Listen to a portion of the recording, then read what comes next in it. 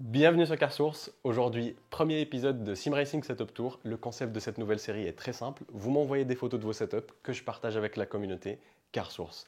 Avec trois objectifs. Le premier, le plaisir de découvrir de nouveaux setups. Le deuxième, des tips et des véritables retours d'expérience. Et le troisième et le plus important, c'est de créer une communauté de Sim Racing francophone où il y a uniquement le plaisir de partager, de grandir ensemble et d'apprendre chacun de l'autre. Sur ce premier épisode, on va découvrir trois setups, celui de Scott, de Quentin et le setup que j'ai utilisé pendant 3-4 ans avant le setup que je vous ai présenté la semaine dernière. Et on commence avec Scott qui a un dual setup, un pour le workflow à gauche et un pour rouler à droite. Le thème global est noir et blanc. Sur son bureau, 3 moniteurs disposés en mode Fighter Jet avec au milieu un BenQ 32 pouces et 2 Dell 27 pouces sur le côté affichant cette magnifique McLaren P1 GTR. Un HomePod sur le côté gauche et une superbe déco simple et élégante avec les miniatures GT3 tout en blanc. Il utilise un clavier et souris Apple car ce setup tourne grâce à un MacBook Pro et pour ce qui nous intéresse, il est sur un châssis AirSeat full blanc avec support écran séparé du plus bel effet. Un moniteur Samsung 49 pouces de 144 Hz et un équipement full Fanatec. À commencer par la base, une Club Sport V2.5 qui a fait ses preuves, ici avec la roue McLaren GT3 V2. On a un shifter Club Sport SQV 1.5 et un frein à main Club Sport V1.5. Pour ce qui est du pédalier, il utilise la référence de Fanatec, le Club Sport V3. À côté, on a un Oculus Quest 2, le meilleur rapport qualité-prix en VR pour les sessions plus immersifs, et un iPad qu'il utilise pour regarder YouTube ou Netflix en attendant la prochaine session iRacing ou pour afficher son dashboard quand il stream. Et que dire du petit ventilo badgé Fanatec. J'adore ces petits détails qui font toute la différence. Le tout est alimenté par cette tour Alienware Aurora R12 avec un i9, 32 Go de RAM et une RTX 3080, avec son clavier RGB et souris sans fil bien évidemment. Pour l'audio, il utilise un système 5.1 de chez Logitech, mais aussi le Corsair Void Elite RGB. Pour le reste de ses roues, on reste chez Fanatec avec un Podium Formula V2 à gauche, ma roue préférée de chez Fanatec, et un Club Sport GT Forza Motorsport V2 à droite et un Club Sport Drift V2 en bas à droite. On a aussi un casque Sparco avec des chaussures de course OMP pour ses sessions de karting. Sur le châssis, il a aussi un Bot Kicker Gamer 2 et un harnais de poing, et pour les sessions du soir, une petite déco lumineuse avec des LED Philips Hue et Nanolith.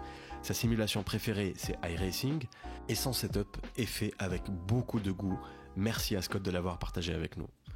Le prochain setup, c'est le mien, ou du moins mon ancien setup des 3-4 dernières années. Je voulais le partager avec vous pour montrer qu'on n'a pas besoin d'un setup de fou pour s'amuser en sim racing. Comme vous pouvez le voir, j'utilisais un tabouret fou en guise de support de base avec un Logitech G920 que j'ai pris durant les Black Friday pour 160 € et une Xbox One X branchée sur la télé du salon.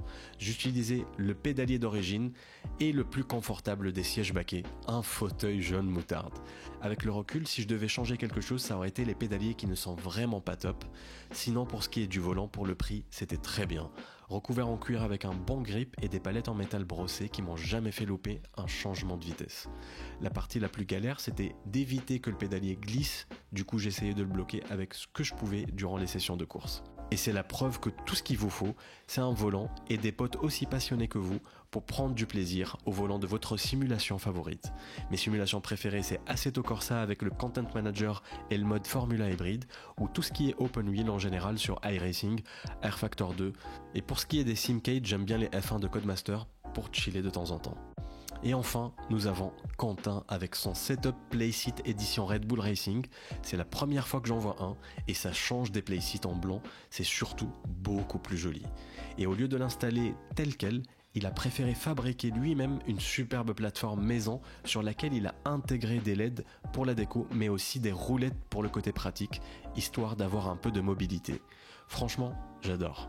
Le souci du détail de Quentin montre sa passion. Comme base, il utilise un T300 RS de chez Trustmaster avec une roue GT et le pédalier du T500 RS, le T3PA Pro pour être plus exact, qui est bien mieux que celui qui vient d'origine avec le T300 RS. Un levier de frein à main en USB et une boîte de vitesse Trustmaster TH8A qui est une excellente boîte avec une garantie à vie, la cerise sur le gâteau. Il fait tourner le tout avec une Xbox One grâce à ce fameux boîtier à côté qu'on appelle un Drive Hub. Son moniteur est un écran Thomson et pour l'audio il utilise une barre de son LG et son jeu de course préféré c'est Forza. Bref, un setup fait avec beaucoup de passion et de tips. Merci à Quentin de l'avoir partagé avec nous. Voilà, c'était tout pour cet épisode. J'espère que vous avez apprécié ce nouveau concept. N'hésitez pas à participer et à envoyer les photos de vos setups et à dire ce que vous avez pensé du setup de Scott et de Quentin et même le mien avec le tabouret fou. Je vous dis à très bientôt. D'ici là, prenez soin de vous.